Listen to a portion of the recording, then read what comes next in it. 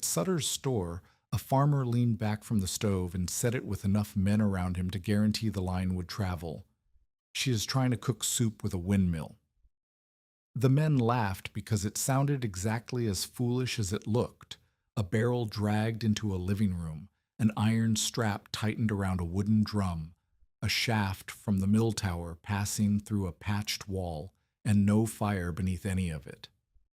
Up on the ridge, the woman they were laughing about said nothing. She tightened a brass screw 1/2 turn, marked a line on the barrel stave with a pencil, and listened to the shaft hum change pitch. Dakota Territory, November of 1887. Marin Tveit stepped off the mail wagon on a ridge west of Huron with a canvas bag, $3.70 in coin, and a letter from a dead man's lawyer that said she now owned a mill. She did not own a mill. She owned a debt shaped like one. The building stood 60 yards from the road, a one-room house, 16 by 20 feet, with a lean-to kitchen nailed to the east wall and a windmill tower rising behind it like a bare tree stripped of bark. The sails hung crooked on the hub. 2 of the 4 frames had splintered where the leading slats should have been, and the tail vane was bent so far left that the rotor could not track the wind. Beneath the tower, the mill house doors gaped open on one hinge. Inside, the grinding stones sat cracked down their centers. The belts had rotted to brown ribbons on the floor, and mouse droppings covered the meal bin in a gray crust. Her uncle, Peter Tveit, had ground wheat here for homesteaders when the nearest steam mill was 40 miles south. Then the railroad spur reached Huron, and a steam-powered facility opened 7 miles closer to town, and the farmers stopped coming. Peter kept the tower oiled and the sails patched because he was a man who maintained things whether they earned or not. He died in September when his wagon axle snapped on a rutted crossing and the load shifted onto him. The county buried him in the public plot.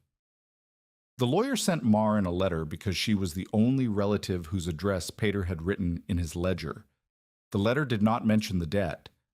Marin found it nailed to the mill house door, a lien notice, signed by a man named Judson Rusk for $47 against the property. Due February the 1st, 1888, 73 days away. She pulled the paper off the nail and read it twice. The wind pushed through the open mill house and scattered flour dust across the words. $47. She had $3.70. She had 1 sack of rye flour in the wagon driver's box, already paid for. She had no horse, no cow, no chickens, and no adult kin within 200 miles. And she had a letter from her younger sister Liv in Yankton that said Liv was sick and needed Marin to take her daughter Elsa after Christmas. The child was 7. Marin could not bring a 7-year-old to a place that would kill them both. She walked the property because there was nothing else to do. The house had a plank floor with gaps wide enough to lose a spoon. The stove was cast iron cracked along the firebox seam, and the chimney pipe showed rust at every joint. 11 pieces of split cottonwood leaned against the south wall outside, not stacked, just leaning, as if someone had started a chore and died before finishing it. Which was exactly what had happened. The wind came from the northwest. It did not gust. It lived on this ridge the way water lives in a creek bed, constantly, without effort, without stopping. It pressed against the house wall and found every gap in the chinking. It slid under the door. It made the stovepipe whistle a single low note that did not change pitch. Marin buttoned her coat to the throat and sat on the one chair and understood that she was not inheriting property. She was inheriting a way to die. The deputy arrived 2 days later. Wallace Tibbets rode up the ridge road on a county horse with a second notice in his saddlebag. Behind him, in a buckboard, came a man Marin had not yet met, Amos Bell, 61, former Army teamster turned county assessor's assistant, who had survived more winters on the Dakota plains than most men survived years of anything. Tibbets was polite about it. He touched his hat and explained that the lien holder, Judson Rusk, had requested formal service of the forfeiture terms. If the debt was not settled by February the 1st, The property reverted to Rusk's claim. Tibbets asked if Marin understood. She said she understood. Amos Bell did not wait for introductions. He was already walking the property line with his hands in his coat pockets and his chin tucked against the wind. He stopped at the woodpile. He counted. He kicked one piece to test for rot. Then he walked to the mill house, looked up at the broken sails, came back, and stood in front of Marin with the expression of a man who has been asked to assess a coffin's dimensions while the occupant watches. "You have 11 sticks," Amos said. "Split cottonwood, burns fast, burns cool. That is not fuel, that is kindling for one morning." "I know what it is," Marin said. "You need 6 cords minimum to hold this place through February. 8 if the wind stays on this quarter." He pointed northwest. "It will stay on this quarter. It always does." 6 cords. Each cord measured 4 feet by 4 feet by 8 feet, stacked tight. 6 cords meant a wall of wood 48 feet long and 4 feet high. Marin had 11 pieces that would fit in a wash basin. "Coal from town runs $12 a ton delivered," Amos continued. "You would need 3 tons at least. That is $36, and the hauler adds 4. The road up this ridge freezes to ruts by December. After that, no hauler comes." Marin did not answer. She was doing the arithmetic. $3.70 against 36 plus 4. She was short by more than $36.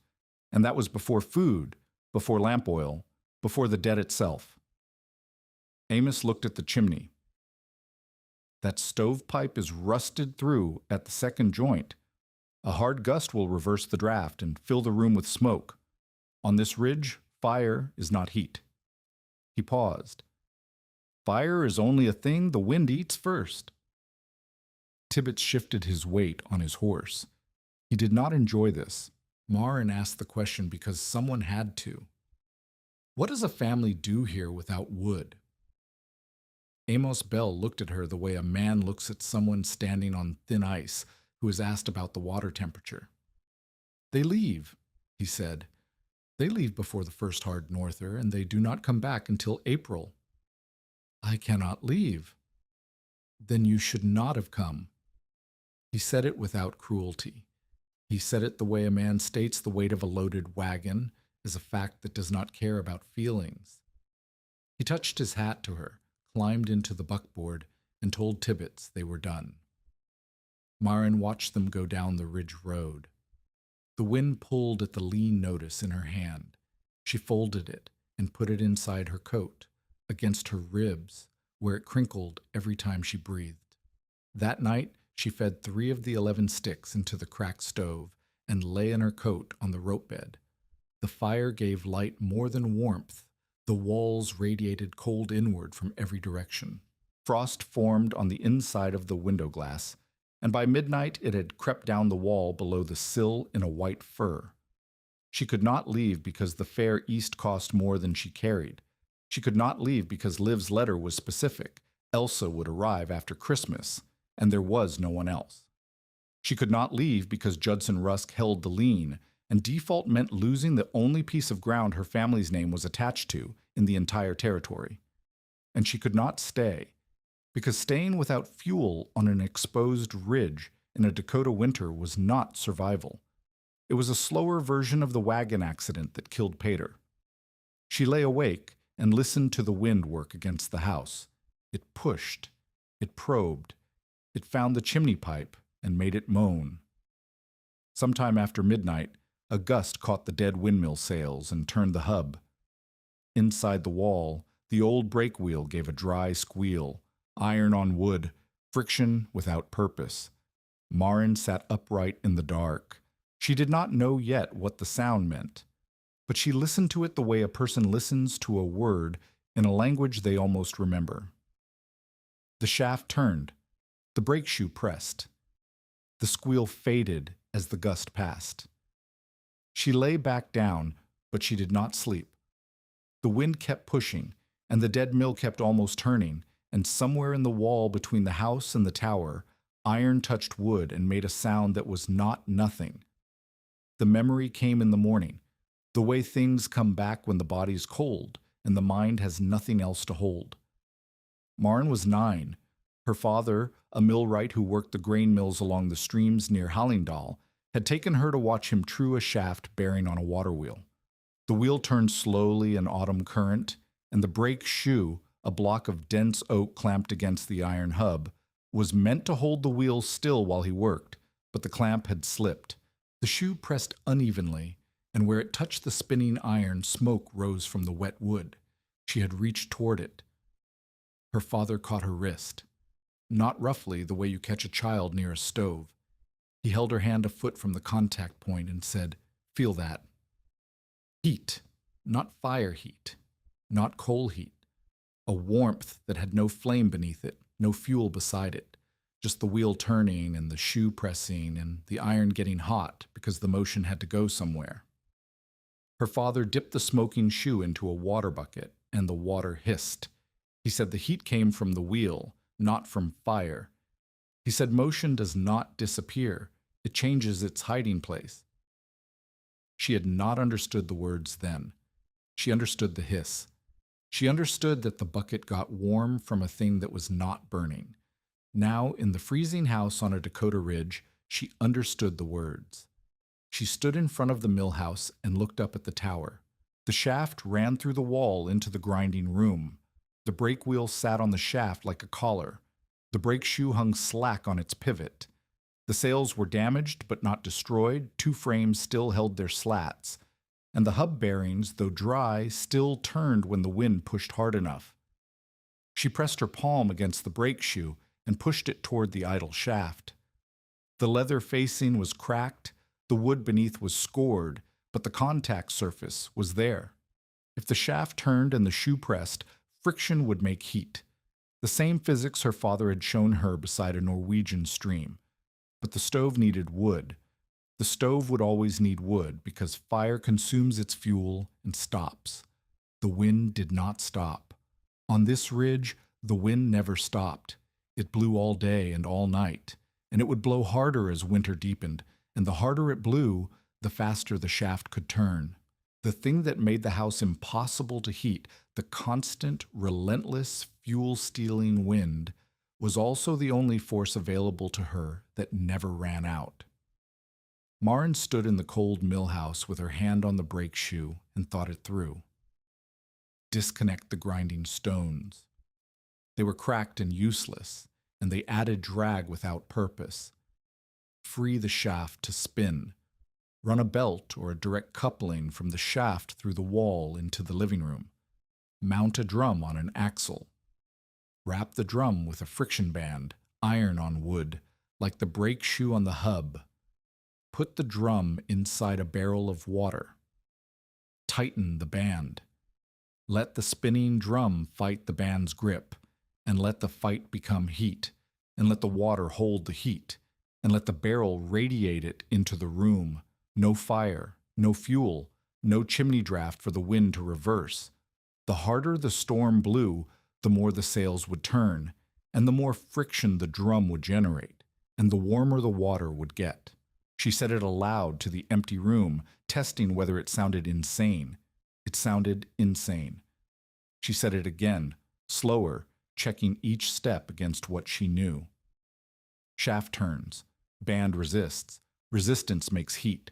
Water absorbs heat. Barrel radiates heat. Each step was real. Each step was something she had seen or felt. The only question was whether it could produce enough heat to keep a room above freezing in a Dakota blizzard. She did not know the answer, but she knew the alternative: 11 sticks of cottonwood and a cracked stove and a wind that ate fire.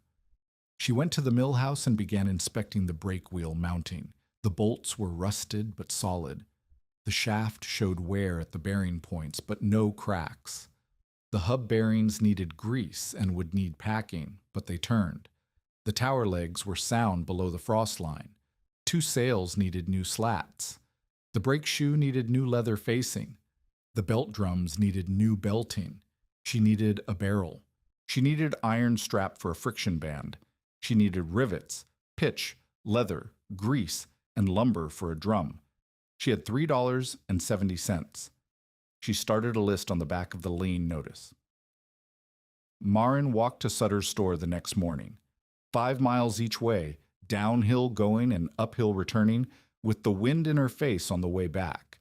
She arrived with her list and her coins and the specific knowledge that she could not afford most of what she needed. Sutter's was the kind of place that smelled like axle grease and dried beans and old tobacco.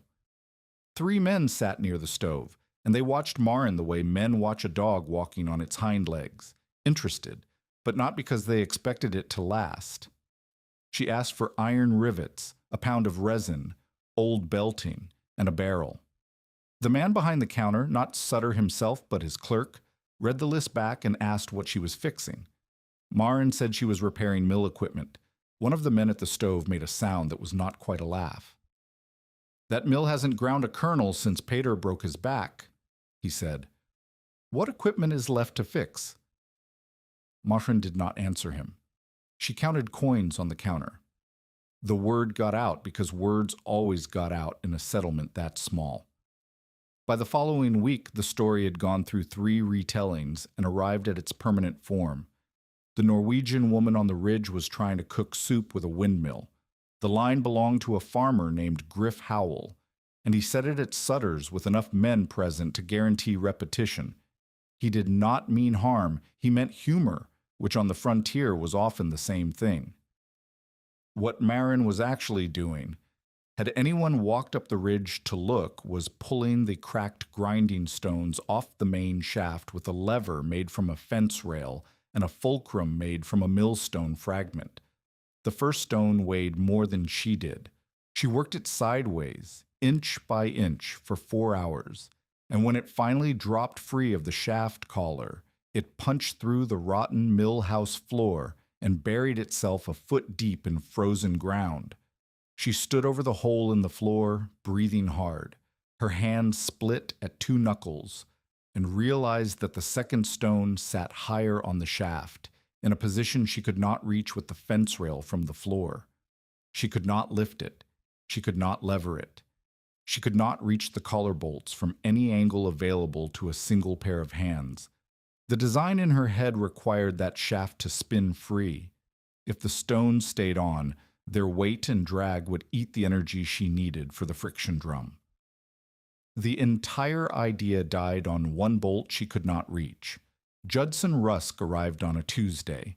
He came in a hired buggy with the top up, which on that road and in that weather was an announcement that the rider considered himself important enough to protect. He was 46, thick through the shoulders, and he wore a town coat over a wool vest. He owned the feed dealership in Huron and had accumulated land claims the way some men accumulated opinions, constantly, cheaply, and with an eye toward the moment they became valuable.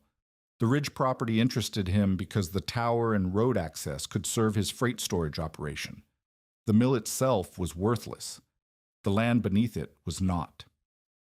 He found Marin in the mill house, standing on a plank laid across 2 sawhorses, trying to reach the upper grinding stone collar with a wrench that was 2 inches too short. Rusk did not greet her. He looked around the mill house, the hole in the floor, the disconnected lower stone, the tools scattered on every surface, and he smiled the way a man smiles when a debtor confirms her own desperation. "Mrs. Tveit," he said, "I have come to discuss terms." Marin did not come down from the plank. Rusk laid out his offer on the grinding table. $9 cash and passage to Yankton. He would assume the debt, take possession of the property, and file the transfer before the February deadline. He said it was generous. He said the county would remove her anyway after default.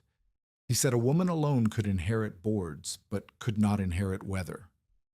Marin listened from the plank, wrench in hand, flour dust on her sleeves. "Then you will not mind waiting until February," she said. Rusk's smile did not change, but something behind it did. "I will wait for the undertaker or the sheriff," he said. "Either one knows the road." He left without waiting for a response. His buggy wheels cut ruts in the frozen track, and the sound of the horse's hooves faded south before Marin climbed down from the plank and sat on the sawhorses and pressed her cracked hands against her knees. $9. He had offered $9 for a place worth the $47 he was owed, plus the tower, plus the road, plus whatever the county would assess for the land itself. He was not buying property. He was buying her failure at a price that made the failure feel voluntary. She looked up at the grinding stone she could not reach, and the shaft she could not free, and the design that lived in her head, but could not live in the world because she was one woman with two split hands and a wrench that was too short. The wind blew through the open mill house doors and turned the shaft 1/4 rotation. The brake shoe touched the wheel and squealed. Marin stood up, wiped her hands on her coat, and went back to the plank. The stranger appeared 3 days after Rusk's visit. Marin was at Sutter's again, this time trying to buy a length of old harness leather. Sutter's clerk had started refusing her purchases unless she paid in coin up front, a new policy that applied, as far as Marin could tell, only to her. Rusk controlled feed accounts for half the farms in the area, and Sutter's business depended on those accounts. The connection did not need to be spoken aloud. It was understood the way weather was understood, as a force that shaped behavior without announcing itself. She was counting her remaining coins, $2.11, when a man at the back of the store spoke without looking up from a pump catalog. "Who's building a brake without a wagon?" The store went quiet, not silent. A store with 3 men and a stove is never silent, but the particular quiet that happens when someone says something unexpected and everyone waits to see if it becomes a joke or a fight. The man was Elias Vangen, 58 years old, Norwegian-born, with a millwright's hands and a railroad mechanic's scars. He was missing the first 2 fingers of his left hand, lost to a threshing rig coupling 4 years earlier. He had come to Huron looking for work repairing a creamery pump and had stopped at Sutter's for tobacco and news. He had heard Rusk laughing about the wind soup the previous day. He had asked enough questions to understand that someone on the ridge was attempting a mechanical conversion, and he had asked enough more to learn that the someone was a woman alone who had already disconnected the grinding stones. That last detail was the one that mattered to him. A fool would have started with the barrel. A person who understood machinery would start by freeing the shaft. Elias closed the catalog, looked at Marin, and said, "You have the shaft disconnected?" "The lower stone," she said. "The upper is still on." "You cannot reach the collar." "No." "What is the shaft diameter?" 2 3/4 inches at the bearing, wider at the hub. Elias considered this. Then he asked what she intended to do with a free-spinning shaft, an iron band, and a barrel. Marin told him. She laid it out in the order she had built it in her head: shaft to belt, belt to drum, drum wrapped in friction band, drum submerged in water barrel, water heats from friction, barrel radiates into room. Elias did not laugh. He did not smile. He asked how she planned to control shaft speed in a gale. Marin said she had not solved that yet. Elias put down the catalog, paid for his tobacco, and said he would walk up to the ridge in the morning if she would show him the tower. He was not offering charity. He was responding to competence. He had heard a woman describe a mechanical heat engine in correct sequence, and he had heard her admit the unsolved problem instead of pretending it did not exist. That combination, knowledge and honesty about the gaps in it, was rarer than kindness and more useful than money. Marin said the road was 5 miles and the wind was worse at the top. Elias held up his 3-fingered hand. "I have worked in worse places with less reason." The next morning he appeared at the ridge with a tool bag, a length of rope, and the creamery job postponed by 2 days that he could not afford to lose. He looked at the tower, looked at the shaft, looked at the upper grinding stone that Marin could not reach, and said, "We will need a longer wrench and a block of wood." He had her hold a candle near the shaft while he turned it slowly by hand. The flame trembled at 2 points, once at the wall bearing, once at the hub collar. He said misalignment becomes heat in the wrong place. He said that was how shaft seas and bearings burn and whole mills catch fire while the owner sleeps. They freed the upper stone by noon. Elias stood on the plank and worked the collar bolts with a wrench he extended using a pipe sleeve from his tool bag. Maren braced the stone from below with the fence rail lever. When the bolt came loose, the stone shifted, and for one held breath, the weight hung between the collar and the rail and could have fallen either way. Elias said, "Hold." Maren held. The stone slid sideways onto the rail, and Maren guided it down to the floor, where it settled with a crack that split one of the remaining good boards. The shaft was free. It spun when the wind caught the sails, and it spun without the drag of 200 pounds of cracked grinding stone, and it spun with a sound that was different from the dead squeal Maren had heard her first night. This sound was smoother, faster. It had momentum in it. Elias listened to the shaft turn and said nothing for a long time. Then he said, "The principle is sound. The danger is speed." He explained. In a mild wind, the shaft would turn slowly, and the friction band would warm the water gently. In a gale, the shaft could reach speeds that would tear the band apart, overheat the drum, boil the water into steam, and send the barrel lid into the ceiling like a cannonball. The same wind that made the machine useful could make it lethal. He showed her what a brake band does when it seizes. He wrapped a leather strap around a fence post and pulled. The strap heated, then smoked. Then the leather cracked, and the strap whipped loose. He said that was what happens inside a barrel of water, except the water turns to steam, and the steam needs somewhere to go. Maren asked how to stop it. Elias said you do not stop wind. You teach yourself to work with it. He drew a design in the dirt floor of the mill house. A hinge spill board on the windmill vane, a panel that could swing open and let wind pass through instead of pushing the sail. A rope from the spill board running down the tower, through a guide, and into the cabin, where Maren could pull it to angle the sails partly out of the wind. A governor, he called it. Not automatic like a steam engine governor, but hand-operated, which meant Maren had to be awake and paying attention whenever the wind rose. He also insisted on a shear pin, a soft metal pin in the coupling between the shaft and the belt drum, designed to break before the shaft force could tear the wall bearing loose. If the pin sheared, the machine stopped, and the pin had to be replaced. Better a stopped machine than a wall ripped open in a blizzard, and a vent hole in the barrel lid. Drilled wide enough to release steam, weighted with a flat iron heavy enough to hold under normal pressure, but light enough to lift if pressure built. He said a sealed barrel is a bomb. He said this twice, and both times he looked at Maren until she repeated it back. The work began that afternoon. Elias had 2 days before the creamery job pulled him away.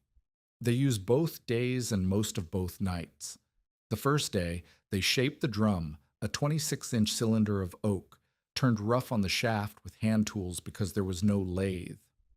Elias showed Maren how to check roundness by spinning the drum and holding a stick near its surface. Where the stick touched, the drum was high. Where air passed, it was low.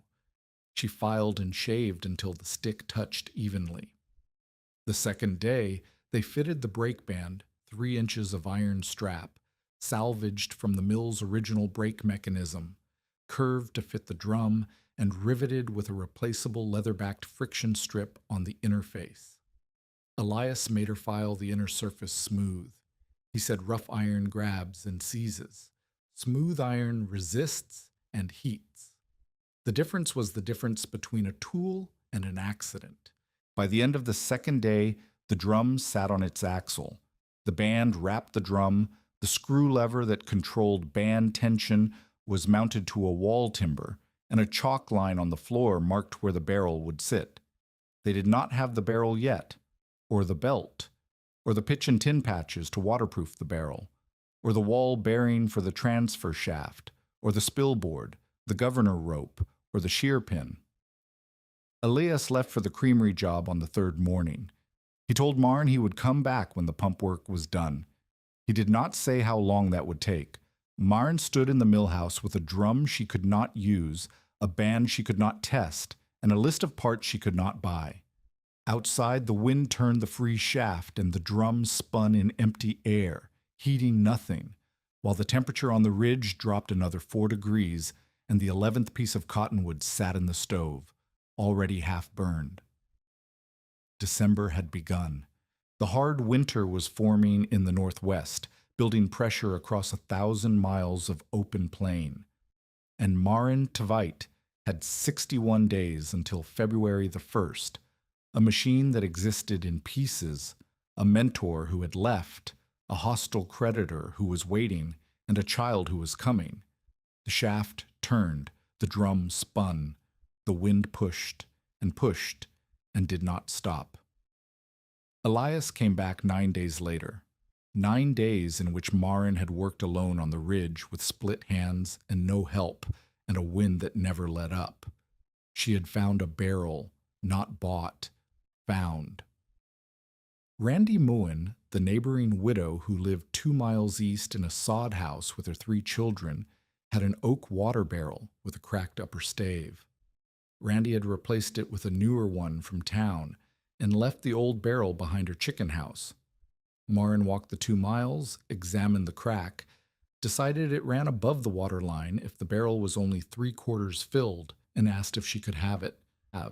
Randy said yes, but she said it while looking at Maren the way a person looks at someone who has decided to walk into a river in winter, not angry, not mocking, frightened.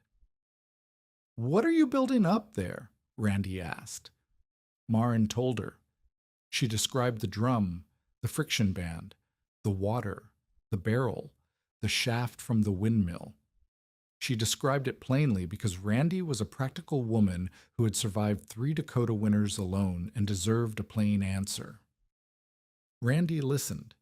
Then she said, "You are putting a mill accident inside your house." It was not a dismissal. It was a calculation.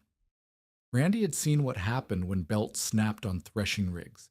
She had seen what happened when shafts seized and threw iron. She was not laughing at the principle. She was afraid of the machine. Maren said she understood the risk. Randy said understanding risk and living beside it were different things. Then she helped Maren roll the barrel to the road and watched her push it up the ridge track alone, 1/4 turn at a time for 5 miles, arriving after dark with her shoulders burning and the barrel wobbling on the frozen ruts. In those 9 days, Maren also sealed the barrel's cracked stave with a strip of tin cut from a rusted milk pan and pitch melted in a ladle over the stove's last reliable heat. She lined the barrel's interior seams with more pitch, working by candlelight because the days were short and the wind outside made lamplight impossible near the windows. The pitch smell filled the cabin and stayed for days, a dark, sweet mineral stink that worked into the blankets and the flour sack and the walls themselves. She mounted the barrel on a platform of scrap lumber in the main room beside the stove, positioned so the transfer shaft from the mill house wall would align with the drum axle. She measured the alignment 3 times using a plumb line made from a string and a nail. Elias had told her that misalignment becomes heat in the wrong place.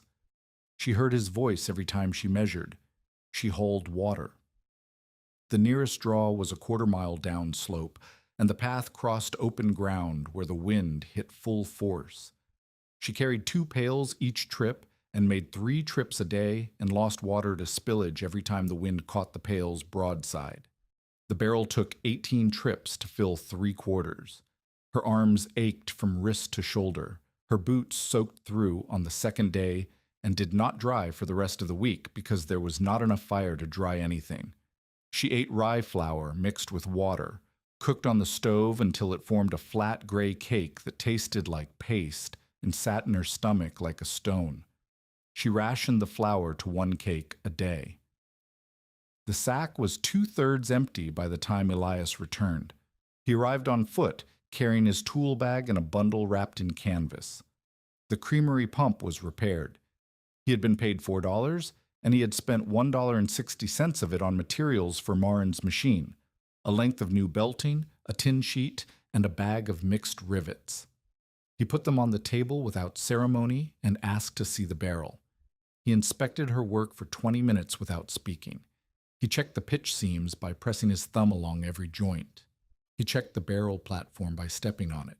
He checked the plumb line she had left hanging and sighted along it to the wall opening where the transfer shaft would pass through. Then he said, "The barrel is sound. The platform needs a cross brace. The shaft hole is 2 inches too high." They spent the rest of that day correcting the shaft hole. Elias cut a new opening in the wall with a handsaw, working slowly because the planks were old and prone to splitting. Marin packed the old hole with rags and pitch. By evening, the new opening aligned with the drum axle to within a 1/4 inch, and Elias declared it close enough for a friction machine that would vibrate anyway. The next morning, they ran the transfer shaft. This was the most dangerous step so far.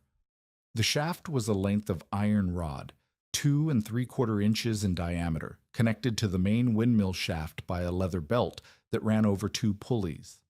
The belt had to be tight enough to transfer power, but loose enough to allow slip if the load surged. The shaft passed through the new wall opening, supported by a bearing block that Elias carved from a piece of hard maple and greased with tallow. Marin held the shaft in position while Elias secured the bearing block. The wind was blowing hard, 20 miles an hour at least, gusting higher, and the main shaft in the tower was turning, which meant the belt was live. Elias had tied the sails off with rope to limit rotation, but gusts still pulled the ropes taut and gave the shaft sudden jerks that traveled down the belt and into the transfer shaft in Marin's hands. Each jerk sent a vibration through her arms and into her chest. She braced her feet and held. Elias worked the bearing bolts with his 3-fingered hand, cursing the cold under his breath, dropping a bolt once and fishing it from the wall cavity with a bent wire. The bearing seated. The shaft turned in it smoothly. Tallow smeared the wood and the room filled with the smell of rendered fat. Elias mounted the drum onto the transfer shaft using a keyed collar he had machined from an old wagon hub. The drum sat inside the barrel with 2 inches of clearance on each side. The brake band, the 3-inch iron strap with its leather-backed friction lining, wrapped around the drum and connected to the screw lever on the wall timber. Tighten the screw, the band presses the drum. Loosen the screw, the band releases.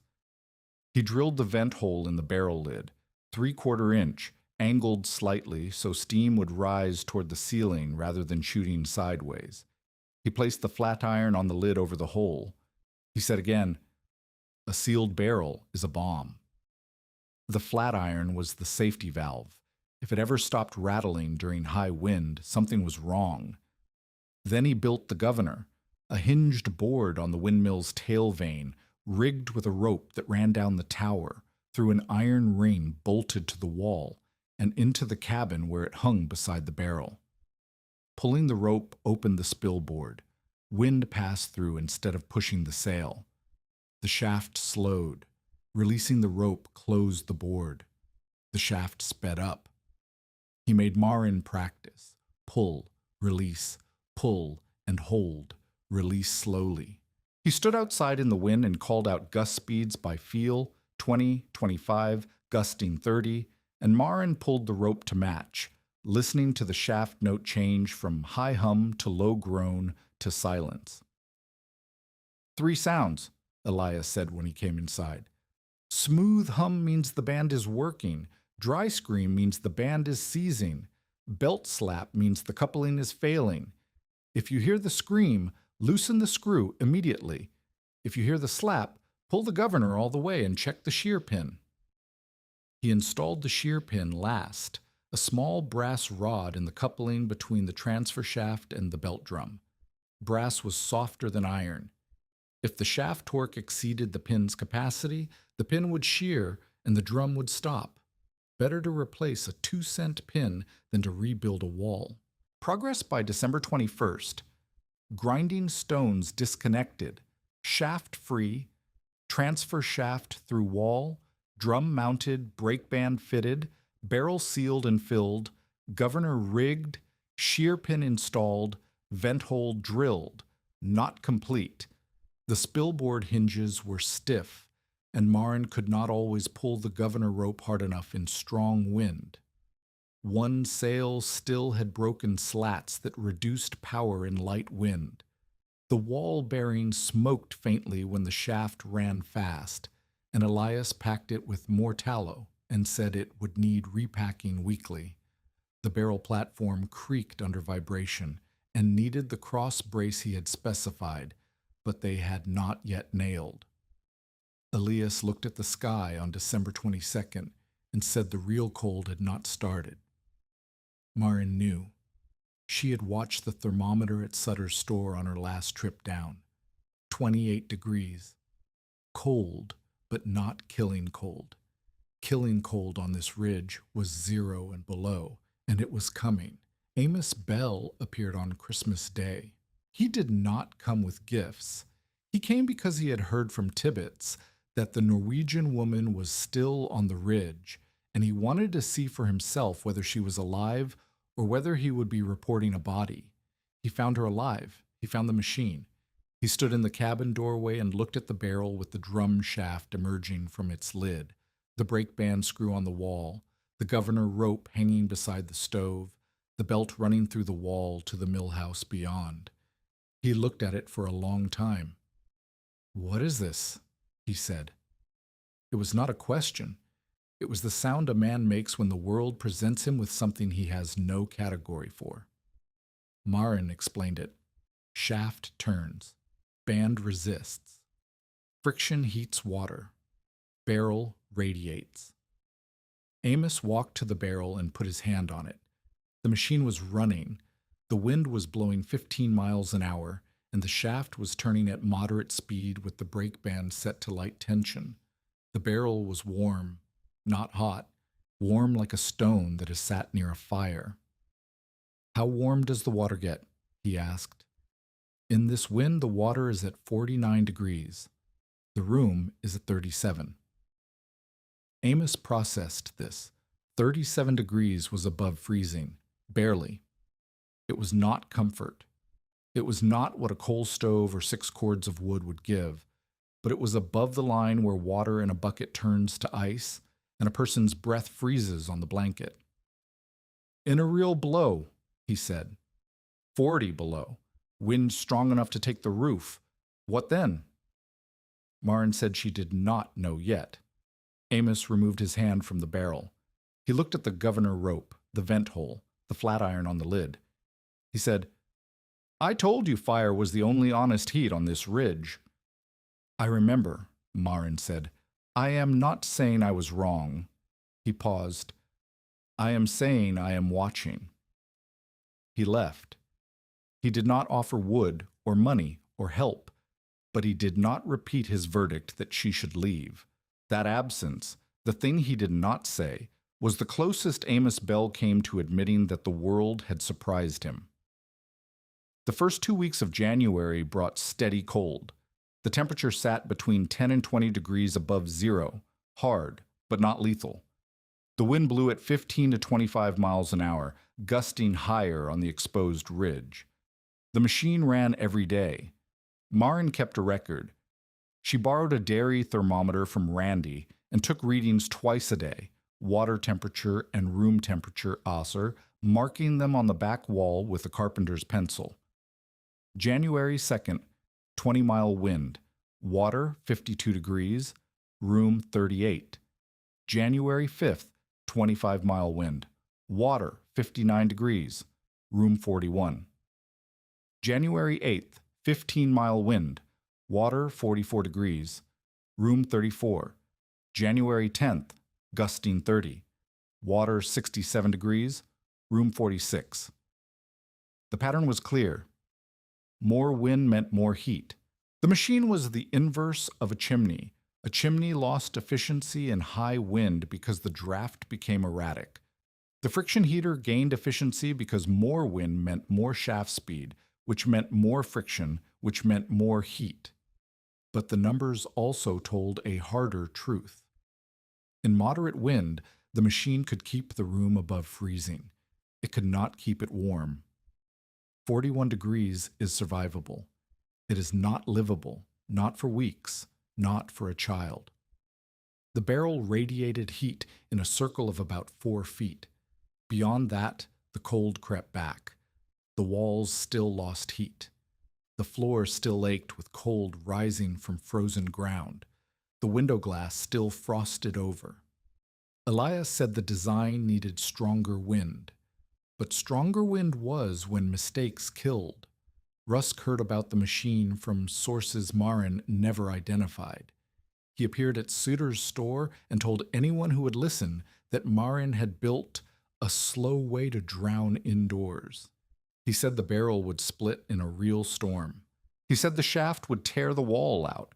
He said she had violated the terms of the lien by altering mill equipment pledged as collateral. That last claim had legal teeth. If Rusk could convince the county that Marin had damaged the property's value by dismantling the mill, he could accelerate the forfeiture. Marin heard about it from Randy, who heard about it from the feed store clerk, who heard about it directly from Rusk's mouth. Marin added a line to her wall record, below the temperature readings. February 1st, $47, 22 days. January 12th, 1888. The morning was wrong.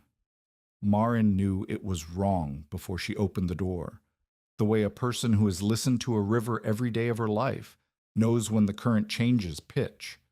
The wind, which had been constant and northwestern for 2 months, had dropped to almost nothing. The air was still. The temperature was mild, 34 degrees, warm enough that snow softened and chickens scratched for exposed grass, and people across the territory shed their heavy coats and let children walk to school without wrapping scarves over their faces. Marin stood in the doorway and felt the stillness and did not trust it. She walked to the tower and checked the sails. They hung slack. The shaft was not turning. The barrel water had cooled overnight to 41 degrees and was dropping. Without wind, the machine did not work.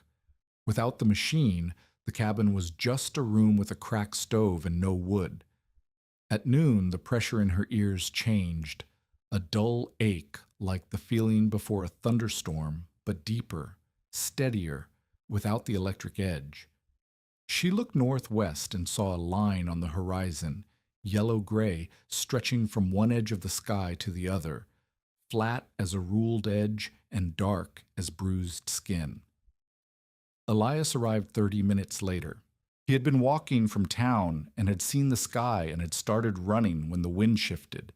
He came through the door breathing hard, his 3-fingered hand pressed against his ribs, and said one word. Now.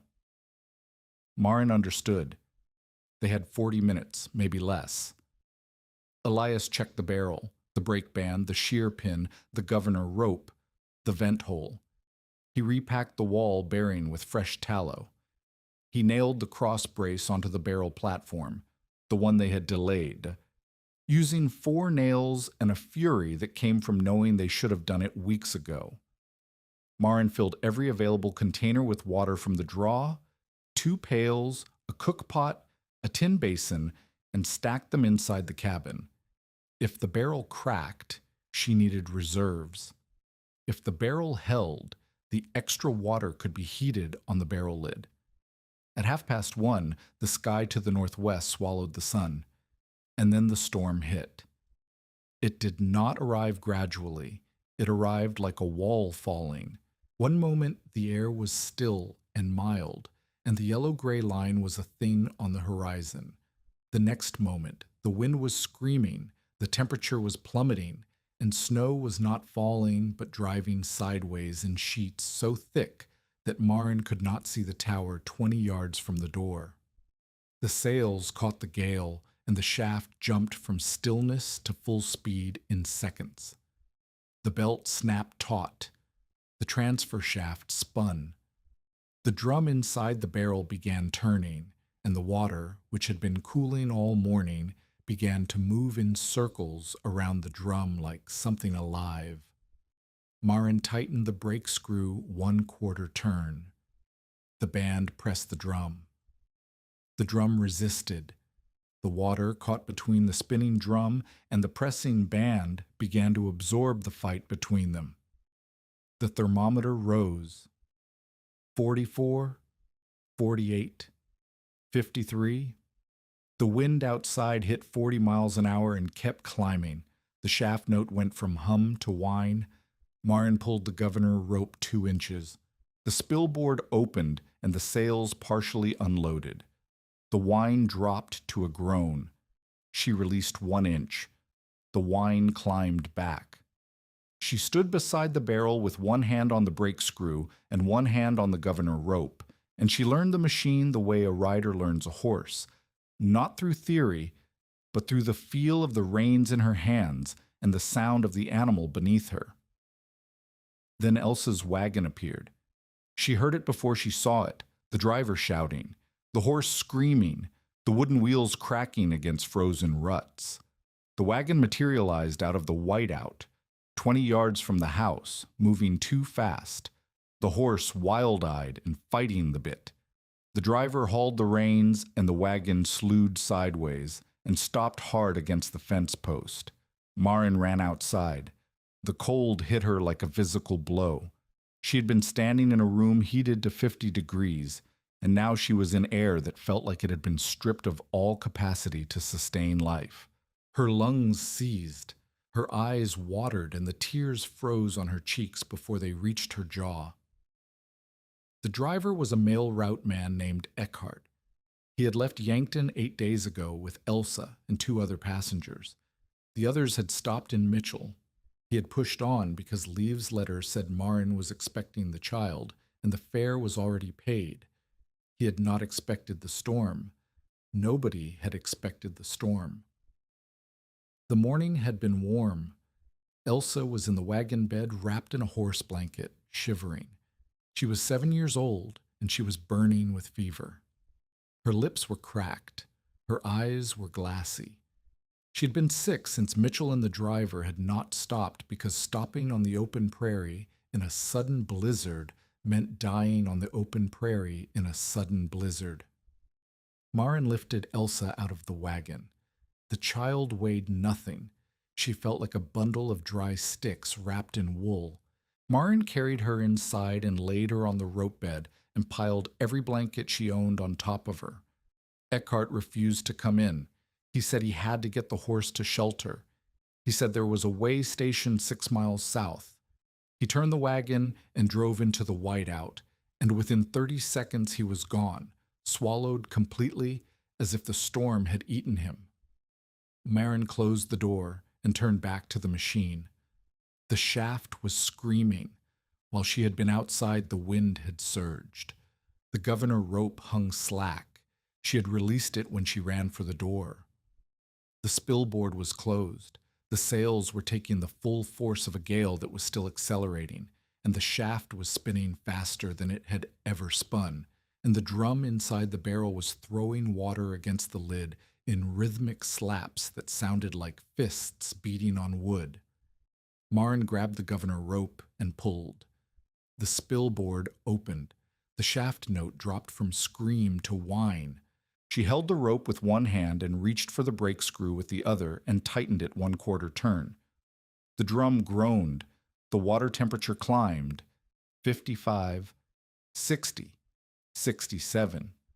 Elias was at the wall bearing. He had packed it with tallow before the storm, but the shaft speed was generating heat at the bearing surface, heat in the wrong place, the heat he had warned about, and smoke was curling from the maple block.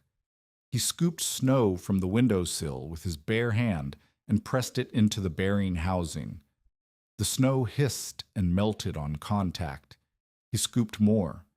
His damaged hand, the one missing 2 fingers, bled where the cold cracked the scar tissue. Again, he said to Marin. He meant the governor. She pulled the rope another inch. The shaft slowed. The bearing smoke stopped. She released half an inch. The shaft climbed. She found the balance point, the narrow space between enough power to heat the water and too much power to hold the bearing, and she held it there with both hands, one on the rope and one on the screw, her body braced against the wall, her eyes on the thermometer in the barrel. 70, 74, 78. The room was warming, not slowly. The barrel radiated heat in waves that Marin could feel on her face from 4 feet away. Steam rose from the vent hole and beaded on the window glass. The flat iron on the lid rattled with each pressure pulse and settled back. On the bed, Elsa's shivering slowed.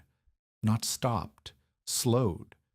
The blankets held the barrel's radiant heat, and the child's body stopped fighting so hard to warm itself. Outside, the blizzard reached its full strength. The temperature dropped to 20 below zero and kept falling. The wind hit 50 miles an hour in sustained gusts. Snow was not falling. It was being ripped from the ground and from the sky simultaneously, creating a white darkness so complete that direction ceased to exist. A person who stepped outside and walked 10 steps might never find the door again. This was the blizzard that would later be called the Children's Blizzard, and across the territory it was killing people who were 15 feet from their own front doors. Marin could hear it through the walls, a roar that was not like wind at all, but like a river made of air, pouring over the ridge without resistance, slamming into the tower, shaking the house to its foundation. The sails groaned on their hub. The tower legs creaked. The belt vibrated with a low thrumming that she felt in her teeth. Elias watched the belt. He said nothing. He watched it the way a man watches a rope holding a load he cannot afford to drop. At 3 p.m, someone pounded on the door. Marin opened it, and Amos Bell fell into the room. Behind him, carried between him and a boy of perhaps 14, was a child, Randy Moen's youngest, a girl of 4, barefoot, her feet white with the first stages of frostbite. Amos had found her wandering between the sod house and the barn. Randy's chimney had lost its draft in the gale, and the house had filled with smoke, and the family had tried to reach the barn, and the youngest had fallen and been separated by less than 20 feet of wind and snow. Amos had been on the road when the storm hit. He had made it to Randy's place. He had found the child. He had wrapped her in his coat and carried her to the only light he could see on the ridge, Marin's window, glowing through the blizzard with no flame behind it. He entered the cabin expecting smoke and desperation. He found wet heat rolling off the oak barrel, steam on the windows, the drum turning steadily inside its jacket of warm water, and a room that held at 72 degrees while the world outside was trying to kill everything in it. Amos looked at the turning shaft. He looked at the barrel. He looked at the thermometer reading. He looked at Marin, standing with one hand on the governor rope, and he looked at Elsa on the bed, and he looked at Randy's child with white feet who was going to lose toes if her feet were not warmed soon. "Can it take one more?" he asked. Marin moved the blankets, and Amos laid the girl beside Elsa, close to the barrel's radiant zone. Randy's boy, Tolif, the eldest, 14, who had helped Amos carry his sister through the whiteout, stood dripping meltwater on the floor and staring at the machine. "Is that the windmill?" Tolif asked. Marin said yes. "My mother said it was a mill accident." "Your mother was right to worry," Marin said. "Help me watch the belt." Tolif watched the belt. Amos warmed his hands over the barrel. Elias repacked the bearing one more time and said nothing about his hand, which was still bleeding. The blizzard lasted through the night. Marin did not sleep. She could not sleep. The machine required constant attention. Every gust shifted the balance between enough friction and too much, between safe shaft speed and dangerous shaft speed, between warm water and boiling water. She pulled the governor rope and released it. She tightened the brake screw and loosened it. She listened for the three sounds Elias had taught her: smooth hum, dry scream, belt slap. Once, near midnight, the belt began walking off the lower pulley. The sound changed, a lateral slapping, irregular, like a horse with a loose shoe. Elias heard it before Marin did and threw his weight against the shaft housing to relieve pressure while Marin loosened the brake and let the belt settle back onto its track. If the belt had come off completely, the drum would have stopped, the room would have cooled, and replacing the belt would have required going outside to the mill house in conditions that were killing people yards from their doors. The belt held. Near dawn, the wind shifted from northwest to north, and the sustained speed dropped to 30 miles an hour. Still dangerous. Still well below zero outside, but the killing peak had passed. Marin loosened the brake screw one full turn. The water temperature dropped from 78 to 65. She let it settle. The room cooled to 60. The children slept. The driver, Eckhart, was found 2 days later by a search party. He had made it 4 miles south before the horse broke a leg in a drift, and he had tried to walk the remaining 2 miles to the way station. They found him frozen against a fence wire with one hand still reaching forward, as if the act of moving had continued after the body stopped. Amos Bell attended the identification. He removed his hat and stood in the cold for a long time. When he came back to the ridge 3 days after the blizzard, he entered Marin's cabin without knocking and sat at the table and said, "Tell me how the machine works." Marin told him, "Shaft turns, band resists. Friction heats water. Barrel radiates." Amos nodded once. Then he said, "You need to show others." The blizzard broke on the 13th. The wind eased from killing to brutal, from brutal to hard.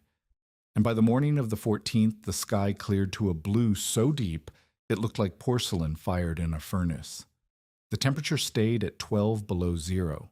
Snow lay in drifts 8 feet tall against the north side of every structure on the ridge, and the road to town was buried under a smooth white surface that gave no indication a road had ever existed. Marin loosened the brake screw to resting tension.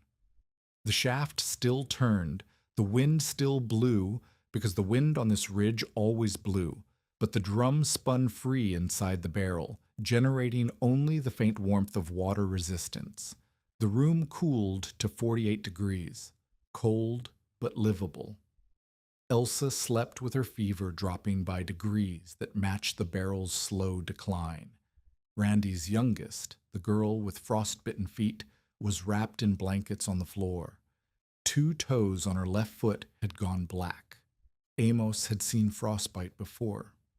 He said the toes might come back or they might not, and the difference depended on warmth and time, and Marin's cabin was the warmest place within 5 miles. Within 2 days, people started coming. They came on foot through the drifts, or on horseback, where the wind had scoured the snow thin enough to ride. They came alone, or in pairs, and they came with the particular expression of people who have been humbled by something they cannot explain and are not yet sure they want to understand. The first was a man named Peter Haugen, no relation to Marin's dead uncle, who farmed 80 acres east of the ridge. His sod house had held through the blizzard, but his stove had eaten the last of his coal reserves, and he had 2 weeks until the next delivery could reach him on the buried roads. He had heard from Tollef, Randy's boy, that the woman on the ridge had kept her cabin at 70 degrees during the worst storm in memory without burning anything. Haugen stood in Marin's cabin and looked at the barrel. He put his hand on it the same way Amos had, palm flat, fingers spread, testing. "It is warm," he said, as if stating this fact might cause it to change. "The water inside is at 51 degrees, Marin said. "In the storm, it reached 78. Haugen asked how. Marin showed him. She tightened the brake screw 2 turns, and the shaft note changed from idle hum to working groan, and the thermometer in the barrel began climbing. She loosened the screw, and the note dropped, and the climbing stopped. She pulled the governor rope, and the shaft slowed. She released it, and the shaft quickened. Haugen watched the thermometer move and said nothing for a long time. Then he asked whether a smaller windmill, a stock pump windmill, the kind every homestead had for drawing well water, could run a smaller version. Marin said she thought it could, but the drum would need to be proportional to the rotor size, and the barrel would need to be smaller, and the output would be less. Enough to keep a room above freezing, maybe. Enough for comfort only in strong wind. Haugen nodded and left. He came back 2 days later with measurements from his pump windmill, shaft diameter, hub height, distance from the tower to his house, written on a piece of feed sack. Amos Bell's conversion happened on the 3rd day after the blizzard, and it happened in public. He had walked Marin's property with Tibbets the previous November and pronounced the place a death sentence. He had returned on Christmas Day and withheld judgment. He had carried a frostbitten child through a whiteout to Marin's window because it was the only light on the ridge. Now he stood in the cabin with 4 other men, Haugen, a cattleman named Duer, a homesteader whose name Marin did not catch, and Griff Howell, the man who had coined the phrase about cooking soup with a windmill. Amos put his hand on the barrel. He looked at the thermometer. He looked at the wall where Marin's pencil marks tracked 2 weeks of readings. He looked at the governor rope, the brake screw, the vent hole with the flat iron, the belt running through the wall. Then he said, "I told you fire was the only honest heat on this ridge." The room went quiet. I was wrong. The wind paid its debt in this room. He said it without ceremony. He said it the way a man admits he miscounted a load, factually, without drama, without making the admission larger than the error. But every man in the room heard it, and every man understood what it meant when Amos Bell, who had survived more Dakota winters than any of them, said that he had been wrong about how heat worked. Griff Howell cleared his throat. He was the one who had said she was cooking soup with a windmill. He looked at the barrel and the drum and the brake band screw, and he said, "I owe you an apology, Mrs. Tivate." "You owe me nothing," Marin said. "But if you want to understand how this works, I will show you." She showed them. She made Amos turn the shaft by hand, slowly, without wind assistance, while Howell held a piece of leather against the spinning drum and felt the heat build under his fingers. She made Haugen tighten the brake screw while watching the thermometer and told him to stop when the temperature climbed 3 degrees. She made Duer pull the governor rope while she described the 3 sounds. She taught the way Elias had taught her, through hands, not words, through the feel of the screw turning, the sound of the shaft note changing, the warmth rising from water that had no fire beneath it. She said numbers first, courage after. She said, listen for the hum, the scream, the slap. She said a sealed barrel is a bomb. Randy Moen came the following week, after her daughter's toes showed pink again, and the danger of amputation had passed. Randy stood in the cabin and looked at the machine that she had called a mill accident, and she did not apologize because Randy had never been wrong to worry. She had been right that the machine was dangerous. She had been wrong that the danger outweighed the alternative. "Teach me," she said. Marin taught her. Randy learned the brake screw first, because Randy's hands were strong from years of ringing wash. She learned the governor rope second. She learned the 3 sounds third. When Randy left, she said, "My wind pump is 12 feet from my house. The shaft is smaller. Can we try?" Marin said they could try, but she would need Elias to check the bearing alignment first. Rusk heard about the conversions the way Rusk heard about everything, through the commercial network he controlled. When farmers came to his feed store and talked about brake bands and barrel heaters instead of coal prices, He understood that something had shifted on the ridge that threatened more than his lien claim. He came to Marin's cabin on the 20th of January. He did not bring a buggy this time. He rode a horse, alone, and he tied it to the fence post and walked to the door and did not knock. "You have altered the mill equipment," he said through the closed door. Marin opened it. "The grinding stones, the brake mechanism, the belt system, and the shaft bearings are all pledged under the lien," Rusk said. "You have dismantled them and repurposed them. That constitutes waste of collateral. I can petition the county for immediate forfeiture." Marin stood in the doorway. Behind her, the barrel hummed. Steam beaded on the window glass. "The stones were cracked before I arrived," she said. "The belts were rotted. The brake shoe was worn to wood. I've improved the shaft, replaced the belting, and restored the mechanism to working order. The equipment is in better condition than when I found it." Rusk had not expected this argument. He had expected tears or silence, or the particular desperation of a person who knows they are caught. Instead, he was looking at a woman who had rebuilt a mill mechanism from wreckage and was now explaining to him, in precise terms, that she had increased the value of his collateral. "It is not a mill," he said. "It is a machine that uses the mill's components. If you seize it, you seize a working machine. If you leave it, the property retains value above the debt." Rusk said nothing. The arithmetic was plain, and he could see it. A foreclosed ridge property with a broken mill was worth $9, the price he had offered. A ridge property with a working wind heat system that the county had just watched save lives during the worst blizzard in territorial memory was worth considerably more. If he seized the equipment and destroyed the machine, every neighbor who had stood in Marin's cabin and felt the barrel's warmth would testify that Rusk had dismantled something valuable. He left without answering. He did not offer $9 again. Marin closed the door and leaned against it and breathed. Elsa, who had been watching from the bed with the blanket pulled to her chin, said, "Is that man going to take the windmill?" "Not today," Marin said.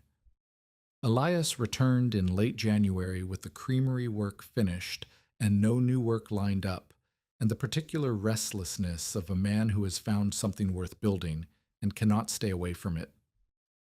He and Marin refined the design together through the final week of January and into February.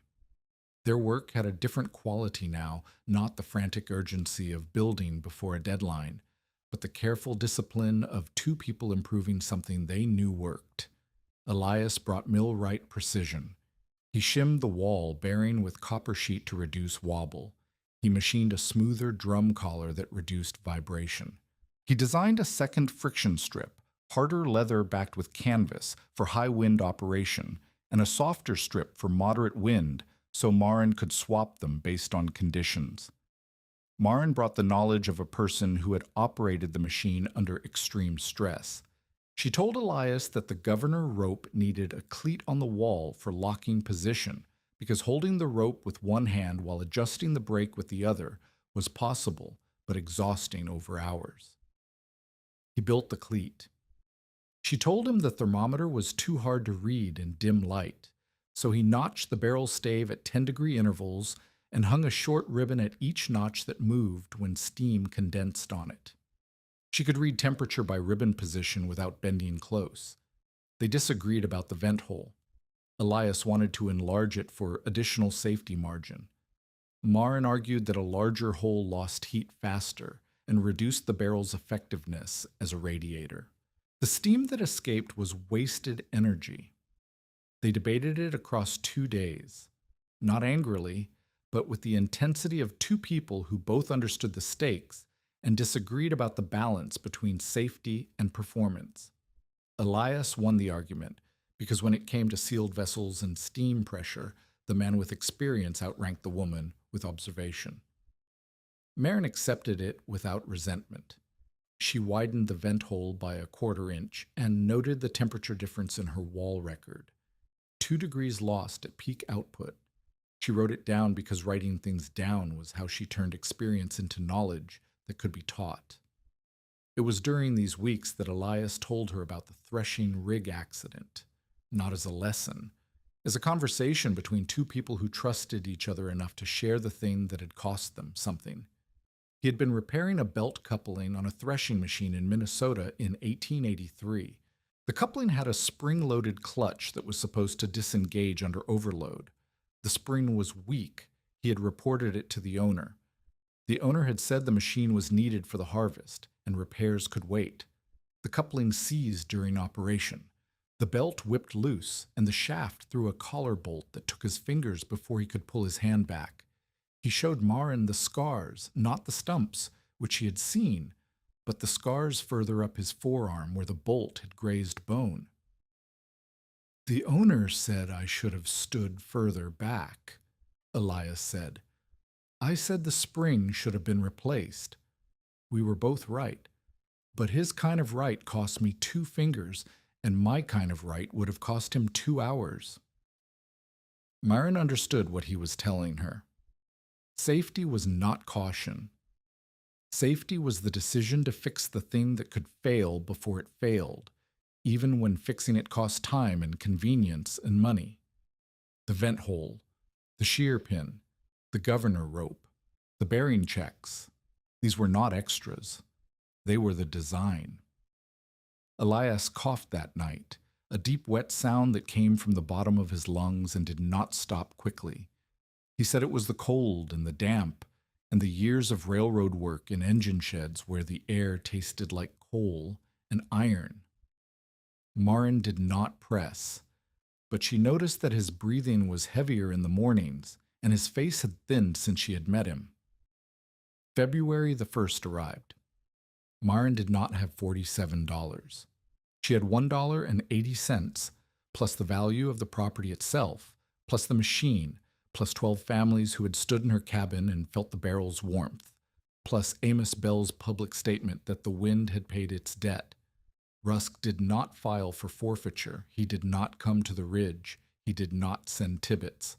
The deadline passed in silence, and Marin learned later from Randy that Rusk had been advised by the county clerk that a forfeiture petition against a property with documented improvements and multiple community witnesses would likely be denied and would certainly be public.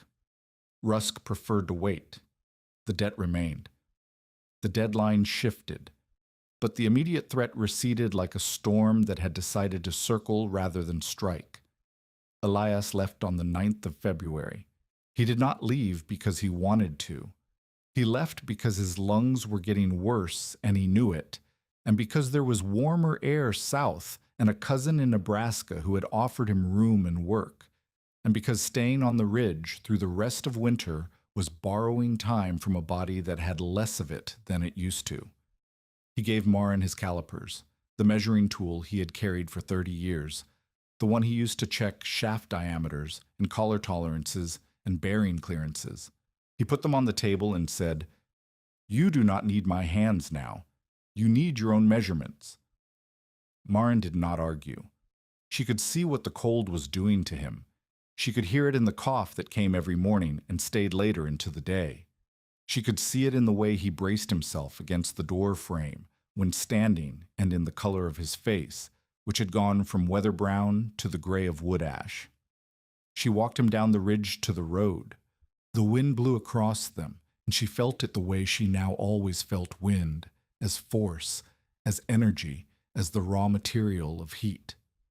The sails turned behind them. The shaft hummed. Elias stopped at the road and looked back at the tower. He said, "The principle was yours. The measurements were mine. What comes next is yours alone." He walked south. Marin watched him until the road bent around a draw, and he was gone. She stood in the wind for a long time. She did not cry. She went back up the ridge and checked the barrel temperature and adjusted the brake screw and noted the readings on the wall with the carpenter's pencil. The marks on the wall were her inheritance from Elias, not the calipers, not the skills, but the habit of writing things down. Every observation, every temperature, every wind speed, every adjustment. The record that turned one woman's survival into knowledge that others could use. That was what Elias had given her. Not rescue, measurement. The secondary crisis came in March, and it came from a direction Marin had not anticipated. A late-season cold snap hit the territory on March the 7th, not as severe as the January blizzard, but dangerous because people had relaxed. Winter was supposed to be loosening its grip. Instead, the temperature dropped to 8 below zero, and the wind rose to 35 miles an hour. And this time, the crisis was not on the ridge. It was at Randy's place. Randy had attempted a smaller version of the brake heater on her stock pump windmill. Marin had helped with the design.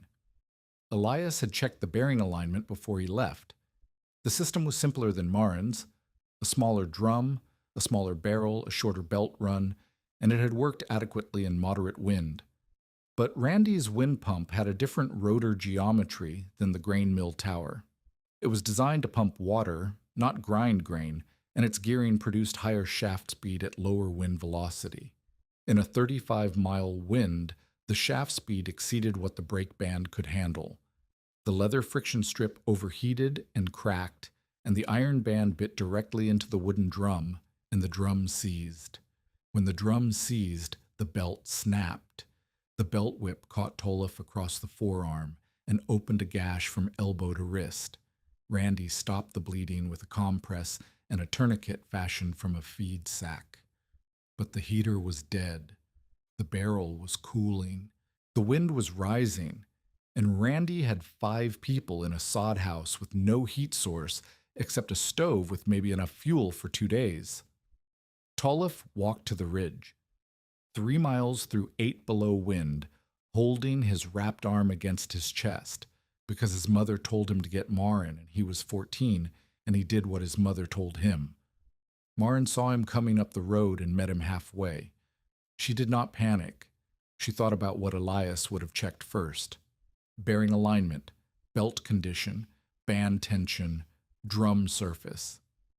She told Tolef to go inside and warm by the barrel and eat the rye cake on the table. Then she gathered tools, the calipers Elias had left, a length of spare belting, a replacement friction strip, a file, and a jar of tallow, and she walked to Randy's place in the wind. The walk took an hour. The wind hit her broadside on the open stretch between the 2 properties, and she leaned into it at a 30-degree angle and kept moving. At Randy's, she inspected the damage. The drum was scored where the iron band had bitten through the leather. The belt was snapped clean. The bearing was intact. Elias had set it properly. The problem was the friction strip.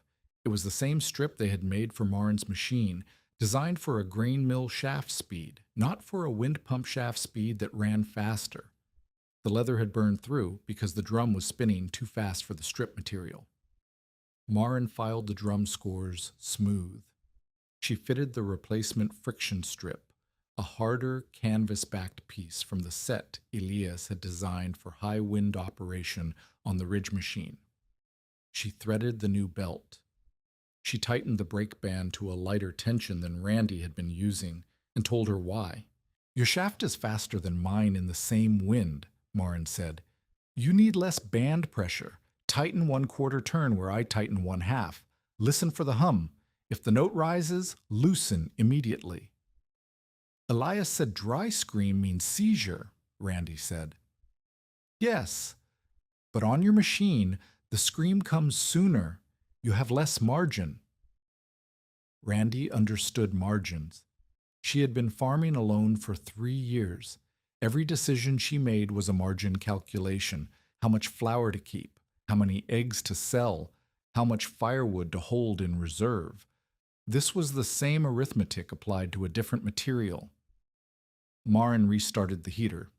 The drum turned. The band resisted. The water warmed. The barrel radiated. Randy's youngest, the girl whose toes had survived the January blizzard, stood close to the barrel and held her hands near the wood. Marin checked Tolef's arm before she left. The gash was deep but clean. She told Randy to keep it wrapped and dry and to bring him to town if the skin went red or hot around the edges. She walked back to the ridge in the dark. The wind had eased to 20 miles an hour. The stars were out, hard, bright, and utterly indifferent. Her own barrel was at 51 degrees. Elsa was asleep. The shaft turned with a smooth hum that Marin heard before she opened the door, because she could hear the machine now, the way her father had heard the water wheel, as a companion, not a mechanism. She picked up the carpenter's pencil and added a note to the wall. Wind pump shaft runs faster, lighter band tension, canvas backed strip only, Randy knows. It was the first entry in what would become, over the next 2 years, a full record of every installation, every failure, every adjustment, and every lesson, written on a wall in pencil by a woman who had been told she could not inherit weather. Rusk's response to the spreading of the method was not public opposition. Public opposition required courage, and Rusk's instincts ran to subtlety. Instead, he hired a traveling mechanic named Orchard to examine the brake heater design and determine whether it could be reproduced and sold under Rusk's name. Orchard was competent but honest, which was an unfortunate combination from Rusk's perspective. He visited Marin's cabin, examined the machine, asked detailed questions about the drum diameter, the band material, the governor system, and the safety mechanisms. He took notes. Then he visited Randy's installation and Haugen's partially completed version. He compared the 3 designs. He found that each one was documented in Marin's handwriting, dimensions, materials, adjustments, and that each set of notes was signed by Marin and countersigned by whoever had witnessed the installation. Orchard told Rusk that filing a patent claim on a design that had been publicly demonstrated and witnessed by multiple parties was a way to spend money on a lawsuit he would lose. Rusk did not take this well. He dismissed Orchard and did not pay him the full agreed rate, which meant that Orchard, the honest mechanic, now had a reason to tell people what Rusk had tried to do. The story got out. It always did. Marin heard it from Haugen, who heard it from Orchard himself. She filed it alongside the lien notice and the $9 offer and the slow way to drown indoors comment in the growing archive of things Rusk had done that would eventually weigh against him when the community decided whom to trust. But that reckoning was not yet. Rusk still held the lien. He still controlled feed accounts. He still had money and connections, and the particular kind of patience that speculative men develop when they are waiting for someone else's misfortune. Marin had something Rusk did not have. She had 12 families who knew the 3 sounds. She had a wall covered in measurements. She had Elias's calipers and her father's principle and a barrel of warm water that had never needed a flame. And she had a letter, received in late March, from Elias's cousin in Nebraska. Elias had died on the 14th of March. His lungs had failed. Inside the envelope, folded in a piece of newspaper, was a pressed shaving of oak, the kind that curls off a lathe when the wood is true. Marin held it in her hand and felt its weight, which was nothing, and its meaning, which was everything a man could leave behind when his hands stopped working and his measurements passed to someone else. She put the shaving in the cigar box where she kept the calipers. She closed the lid. She checked the barrel temperature. She adjusted the brake screw. She wrote the day's readings on the wall. Numbers first, courage after. Spring came to the ridge in stages. First the snow compacted and darkened with dust and soil. Then the south-facing drifts began to weep, sending thin streams of meltwater down the slope toward the draw.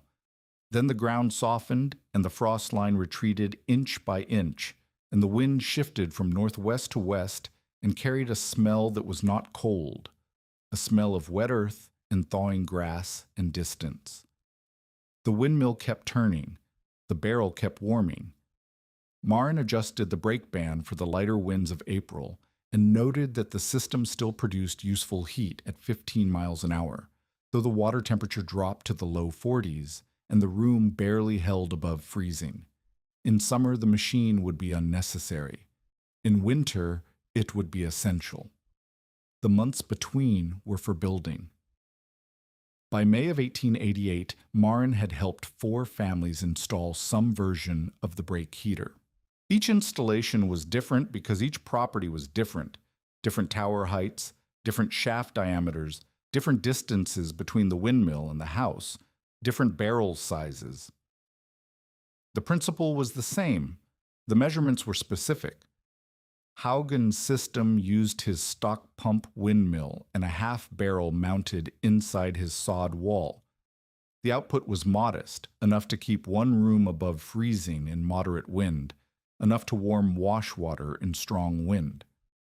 He said it was the difference between surviving a blizzard and enduring one. A homesteader named Duer built a version with a longer belt run that allowed the barrel to sit in a back room away from the main living area. His wife had been afraid of the machine, afraid of the spinning shaft, the hot water, the sounds it made, and Duer's solution was to put it where she could feel its warmth without seeing its workings. Marin did not approve of hiding the mechanism from the person who would need to operate it in an emergency. She told Duer's wife where the brake screw was, what the 3 sounds meant, and how to pull the governor rope. She told her directly without asking Duer's permission, because the machine did not care who was afraid of it, it cared who could control it. Randy Moen's system, repaired after the March failure, became the most reliable of the smaller installations. Randy had learned from the belt snap. She checked the friction strip daily. She chalked the pulley and counted rotations the way Marin had taught her. She taught Tollef, whose arm had healed into a scar he wore without complaint, to listen for the 3 sounds from outside while she adjusted the screw from inside. They worked as a team, the boy at the tower, the mother at the barrel, and their coordination became the model Marin used when teaching other families. Not every farm could use the system. It required wind exposure, a ridge, a hilltop, an open stretch of plain with no windbreaks. It required a sound tower or pump structure. It required careful control by someone willing to learn the machine's behavior. And it required water, which in a Dakota winter meant hauling from a draw or well in conditions that could kill you between the house and the source. Marin was honest about the limitations. She told every family that the brake heater was not a replacement for fuel. It was an emergency system and a supplement. It worked best when the weather was worst, which was its strange genius and its greatest risk. She told them about the shear pin and the vent hole and the flat iron and the governor rope. She told them about Elias, who had insisted on safety mechanisms she had not wanted. She told them he had been right. Niels Aasen appeared in June. He was a blacksmith from town, 35, broad across the shoulders, quiet in the way of men who work with fire and iron, and who have learned that metal does not respond to conversation. He had come to the ridge because Haugen had broken a brake band and needed a replacement forged, and Haugen had said the woman on the ridge would have the specifications. Marin gave him the specifications. 3 inches wide, 1/8 inch thick, curved to a 26-inch diameter, with rivet holes spaced at 4-inch intervals, and a contact surface filed smooth. She drew the dimensions on a piece of board and handed it to him. Niels looked at the drawing. He asked why the contact surface needed to be smooth. Rough iron grabs and seizes, Marin said. Smooth iron resists and heats. Who told you that? A man named Elias Vangen. He is dead now. Niels studied the drawing a moment longer. Then he said he would forge a band and bring it in 3 days. He brought it in 2. The band was well made, even thickness, clean curve, smooth inner surface. Marin tested it on her own drum by running the shaft at moderate speed and listening. The band hummed evenly. No hot spots, no chatter. She told Niels it was good work. He nodded and asked to see the machine in operation. She showed him the barrel, the drum, the belt, the governor, the brake screw. She tightened the band and he watched the thermometer climb. She loosened it and he watched it drop. He put his hand on the barrel the way everyone did, palm flat, fingers spread, and held it there. "The iron gets brittle in cold," he said. "This band will crack in January if the grain is wrong." Maren had not considered the iron's grain. Elias would have. She felt the absence like a missing step on a staircase. "Can you forge it differently?" she asked. "I can fold the iron before drawing it. That aligns the grain along the curve instead of across it. The band will flex under thermal stress instead of cracking." "How much more does that cost?" "Time, not money. The same iron, worked longer." He came back a week later with a second band, folded, drawn, curved, and finished with a surface so smooth Maren could see her reflection in it when she held it to the window. She tested it. The hum was different, lower, steadier, with none of the high overtone that the first band produced at peak speed. She told him it was better. She rejected 2 of his next 4 bands, one because the thickness varied by more than she liked, one because a rivet hole had been punched off-center. He did not argue. He reforged them and brought them back. Each time, the work was closer to what Maren's measurements demanded. Their courtship, if it could be called that, happened in the space between iron and observation. Niels brought bands. Maren tested them.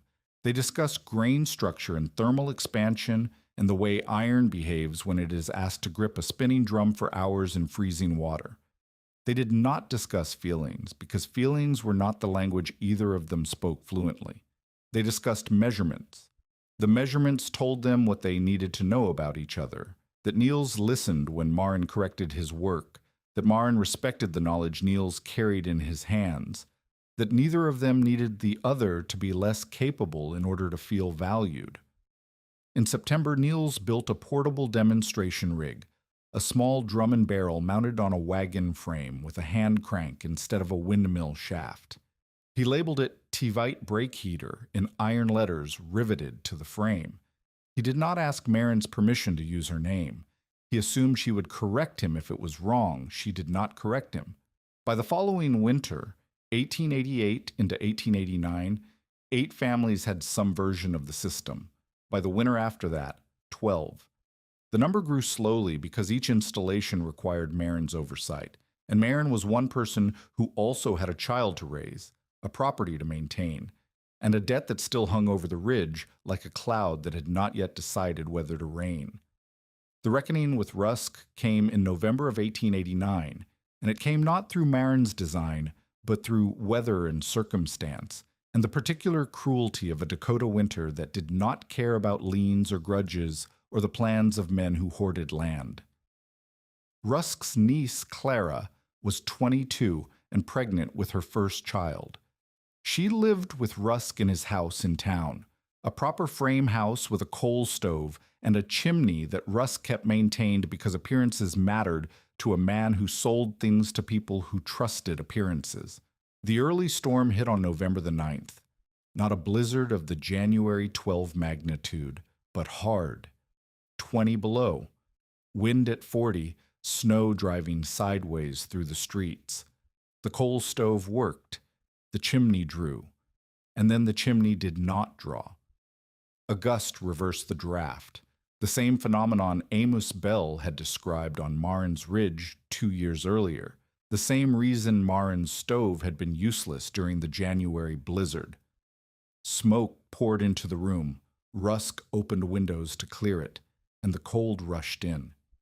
He closed the windows, and the smoke returned. He could not have both heat and air. Clara's labor had started that morning. Rusk was not a man who asked for help. He was a man who bought help, or took it, or waited until circumstances delivered it to him on terms he controlled. But his niece was on the floor of a smoke-filled room in 20 below weather, and the midwife could not reach them through the storm, and the coal stove was useless, and the woman who had been right about wind and heat lived on a ridge 5 miles north. He came after dark. He rode through the storm because he had a horse, and because the alternative was watching Clara suffer in smoke or cold or both. He tied the horse to Marin's fence, the same post where he had tied it when he came to offer $9 in passage to Yankton, and he pounded on the door. Marin opened it. Rusk stood in the wind with snow caked on his shoulders and ice in his beard, and the expression of a man who has run out of every option except the one he spent 2 years trying to destroy. "My niece," he said. "She is in labor. The chimney has failed." Marin did not make him ask. She did not remind him of the $9 or the collateral threat or the hired mechanic or the phrase about drowning indoors. She looked past him at the storm and calculated. "I cannot move the machine," she said, "but I can bring what you need to build a temporary one." She gathered materials in 10 minutes, a spare friction strip, a short iron band Niels had forged as a test piece, a length of belting, a bag of rivets, tallow, and a piece of paper on which she drew the simplest possible configuration, a hand-cranked drum in a washtub of water. No windmill required, no tower, just a drum, a band, and a person willing to turn the crank. She gave Rusk the materials and the drawing and told him what to do. He stared at the drawing. "That is a wash basin and a stick," he said. "It is a drum and a friction band," Marin said. "The principle is the same at any scale. Turn the crank. The band resists. The water heats. It will not heat a room. It will heat the water enough to warm cloths for Clara and keep the area around her above freezing." Rusk looked at the drawing again. Then he looked at Marin. "I said you were cooking soup with a windmill," he said. "Bring blankets," Marin said, "and do exactly what I tell you." She could not go with him. Elsa was asleep, and the storm was too dangerous to take a child into, and leaving the ridge machine unattended in a gale risked the barrel overheating. So she sent Randy instead. Randy, who knew the 3 sounds. Randy, who had operated her own machine through 2 storms. Randy, who had every reason to refuse because Rusk had tried to cut her feed account the previous year, and who went anyway because a woman in labor does not stop being in labor because the men around her are small. Randy and Rusk rode back to town through the storm. In Rusk's house, with smoke still hanging in the upper air, Randy assembled the hand-crank heater in a wash tub on the kitchen floor. She made Rusk turn the crank. She made him turn it for 4 hours while Clara labored and Randy heated water and warmed cloths and kept the space around the bed above 40 degrees through sheer friction and the stubbornness of a woman who understood that machines do not care who built them. The baby was born at 3 in the morning, a girl, healthy. Clara survived. Rusk's hand was blistered from the crank, and his arm shook for 2 days afterward, and he said nothing about it because what could a man say after turning a crank for 4 hours on a machine he had mocked for 2 years, while the woman he had tried to dispossess sent help through a blizzard without being asked? He never became kind. Rusk was not built for kindness the way some men are not built for music. The capacity might exist somewhere, but it had never been developed and it was too late to start. But he became useful. He hauled iron bands from town at cost. He stopped contesting the lien in public. He paid Orchard the remaining balance he owed from the patent scheme because Orchard had been telling the story and Rusk wanted it to stop. The debt was settled in the spring of 1890, not by Marin, by the county, which reclassified the ridge property as an improved homestead based on the documented wind heat system and the testimony of 12 families. The reclassification voided the original lien terms, and Rusk accepted a payment of $22, triumphed, less than half the original debt, because the alternative was a public hearing where Amos Bell and Randy Moen and Peter Haugen and Griff Howell would all testify about what the woman on the ridge had done with a broken windmill and a barrel of water. Rusk took the $22 and said nothing, which was the loudest concession he had ever made. Marin married Niels Assen, in the autumn of 1891 in a service held in the mill house because the mill house was the largest covered space on the ridge and because it was where the machine had been born. The marriage was like the courtship, built on shared work rather than spoken declarations.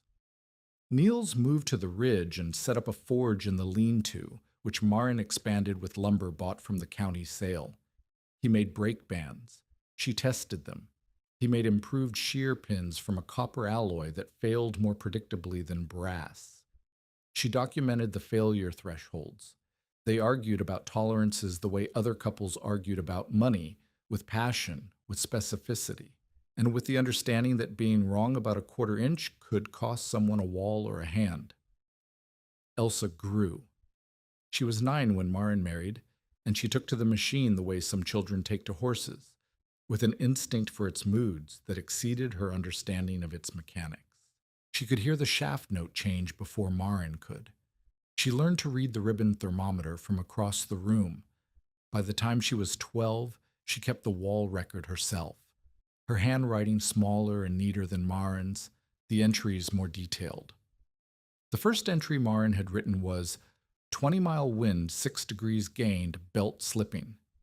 The entry Elsa wrote 3 years later for the same conditions was 20-mile wind, northwest steady, brake at 3/4 turn, canvas strip, water from 41 to 48 in 90 minutes, belt tracking center, bearing repacked Tuesday.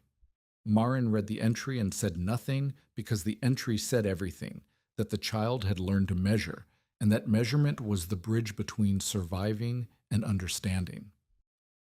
Amos Bell lived another 11 years. He spent most of them on his own homestead east of the ridge, but he came to Maren's place at least once a month, and he never let anyone mock the machine in his presence.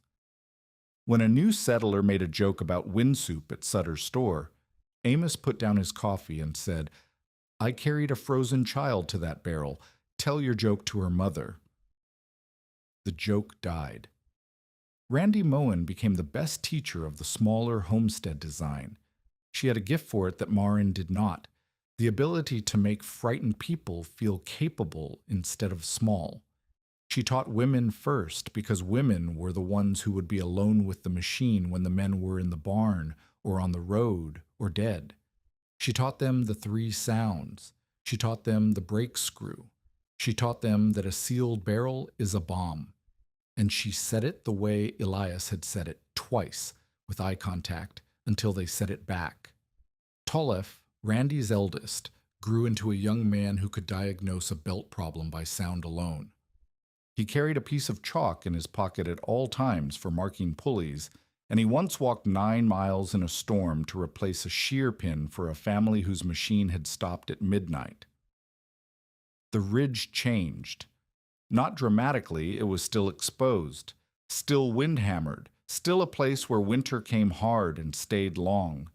But the houses that dotted the high ground no longer went dark and cold when the blizzards hit. Some had barrel heaters, some had improved stoves with better draft systems that Niels had helped design. Some had both. The wind still blew. The wind would always blow. But the sound it made passing over the ridge was different now, because inside the houses the sound had a purpose, and the purpose was warmth. Years later, how many does not matter. Enough that the ridge had changed hands twice, and the railroad had come closer, and the old mill tower had been replaced with a newer, taller structure. Maren sat beside the window of the same cabin on the same ridge during a winter blow. The windmill outside was newer, safer, quieter. The barrel inside was copper-lined with a proper gauge instead of ribbon markers, and a geared governor that adjusted automatically instead of requiring a hand on a rope. Niels had built the governor. Elsa had calibrated it. Maren had approved the measurements. A young girl, Randy's granddaughter, or perhaps a neighbor's child. The ridge was full of children now, sat on the floor beside the barrel and asked whether the first machine had truly screamed. Maren put the girl's hand against the warm copper and held it there. "Only until I learned its voice," she said. By the third winter after the January blizzard, 12 families within a day's wagon ride had learned some version of Marin Tvite's emergency brake heater. Not every machine was the same. Some warmed wash barrels, some heated storm rooms, some only kept water from freezing in the coldest nights. But the principle had spread from a single ridge to a network of homes where the wind was no longer only an enemy. Under control, under measurement, under the hands of people who had learned the three sounds, it could be made to pay back heat. Marin lived out her years on the same ridge, no longer the woman who had arrived with $3.70 and a dead man's debt, but the person neighbors consulted before winter and the name new settlers heard first when they asked how to prepare for the cold. Elsa kept her notebooks, the wall records transcribed onto paper after the cabin was replastered, including the first page where Marin had written in carpenter's pencil, 20-mile wind, 6 degrees gained, belt slipping. Marin died in her sleep on a January night, with the barrel warm beside her, and the shaft turning outside in a wind that had not stopped since she arrived. On the coldest nights, when chimneys bent smoke sideways and barns vanished behind walls of driven snow, the people on the ridge remembered what Griff Howell had said at Sutter's store. She is trying to cook soup with a windmill. They remembered it the way you remember a locked door after you have found the key, not with anger, but with the quiet satisfaction of knowing that the door opened anyway. And on those nights, when the temperature dropped and the wind screamed across the open plain, and every fire and every stove fought for its life against the draft, Marin Tvite's window glowed with no flame beneath it, only a barrel of hot water trembling softly on its platform, while the blizzard outside turned the shaft, and the shaft turned the drum, and the drum fought the band, and the fight became warmth, and the warmth held. The storm came to take the heat from her house, and she made it bring the heat in,